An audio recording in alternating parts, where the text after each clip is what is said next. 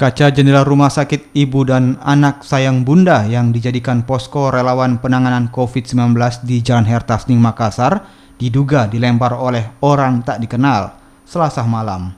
Kepolisian sektor Rapocini yang menerima laporan masih melakukan penyidikan terkait dugaan pelemparan ini, mengingat polisi tidak menemukan adanya benda di tempat kejadian perkara. Sejauh ini polisi sudah meminta keterangan dua saksi dari tim relawan. Dari keterangan saksi, kejadiannya malam hari saat sebagian relawan beristirahat dan dilaporkan di pagi hari. Kaca rumah sakit sayang bunda itu pecah.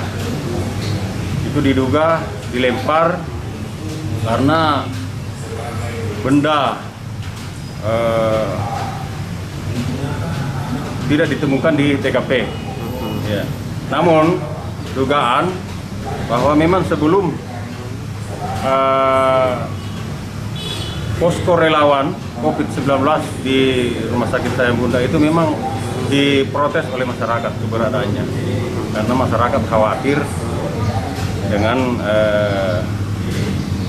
jangan sampai ada penyebaran virus corona yang di sana.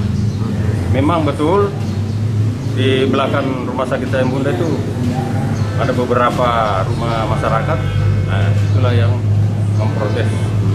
Ya.